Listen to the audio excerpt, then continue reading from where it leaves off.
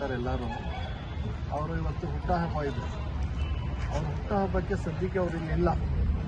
ಅವರು ಹೊರದೇಶದಲ್ಲಿದ್ದಾರೆ, ಜರ್ಮನಿಯಲ್ಲಿದ್ದಾರೆ.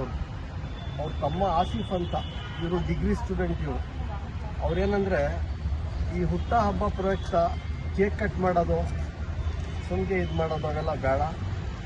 ರೋಗಿಗಳಿಗೆ ನಮ್ಮ ಜಿಲ್ಲಾ ಆಸ್ಪತ್ರೆಯಲ್ಲಿ ಅನ್ನ ಎಲ್ಲರಿಗೂ ಕೊಡ್ತಾರೆ. ಜಿಲ್ಲಾ ಆಸ್ಪತ್ರೆಯಲ್ಲಿ ಟೈಮಿಂಗ್ಸ್ ಪ್ರಕಾರ ಎಲ್ಲರಿಗೂ ಊಟ ಕೊಡ್ತಾರೆ. ಆ ಪೇಷಂಟ್ ಅವರು ಹೆರಿಗೆವಾಡು, ಯಾಕಂದರೆ ತುಂಬ ಹೆರಿಗೆವಾಡು ಅಂದರೆ ತುಂಬ ಇದಾಗಿರ್ತಾರೆ, ಟೆನ್ಷನ್ ಆಗಿರ್ತಾರೆ. ಅವ್ರ ಮನೆಯವರು, ಅವ್ರ ಫ್ಯಾಮಿಲಿ ಒಂದು ಪೇಷಂಟ್ ಬಂದ ಮೇಲೆ 2-3 ಜೊತೆ ಬಂದಿರ್ತಾರೆ. ಅವ್ರಿಗೆ ಊಟದ ವ್ಯವಸ್ಥೆ ಕರೆಕ್ಟಾಗಿ ಇರಲ್ಲ. ಆ ಟೆನ್ಷನಲ್ಲಿ ಊಟನೂ ಮಾಡಿರಲ್ಲ. ಅವ್ರಿಗೆ ನಮ್ಮ ಆಸಿಫ್ ಅವರು ಏನು ಹೇಳಿದ್ರು, ಅವ್ರು ಹೋಗ್ಬಿಟ್ಟು ಇವತ್ತು ನಮ್ಮ ಆಸ್ಪತ್ರೆಯಲ್ಲಿ ಅನ್ನ ಹಂಚ್ಬಿಟ್ಟು ಒಂದು 50 ಮಂದಿಗೆ ಅನ್ನ ಹಂಚ್ಬಿಟ್ಟು ನೀರಿನ ವ್ಯವಸ್ಥೆ ಎಲ್ಲ ಮಾಡಿ ಬರೋಣ ಅಂತ ಹೇಳಿದ್ರು ನನಗೆ. ನಾನು ಇಮ್ರಾನ್ ಅಂತ, ಜಿಲ್ಲಾ ಆರೋಗ್ಯ ರಕ್ಷಕ ಸಮಿತಿ ಸದಸ್ಯ. ಆಮೇಲೆ ನಮ್ಮ ಸಾಹಿಲ್ ಅವರು ಇದ್ದಾರೆ. ಆಮೇಲೆ ನಮ್ಮ ಶೋಯಬ್ ಅವರು, ಹ್ಯೂಮನ್ ರೈಟ್ಸ್ ಯುವ ಮುಖಂಡರು ಅವರು ಇದ್ದಾರೆ. ಆಮೇಲೆ ಅವರು ಅತೀಕ್ ಅಹಮದ್ ಅವ್ರ ಸ್ನೇಹಿತರು ಇದ್ದಾರೆ.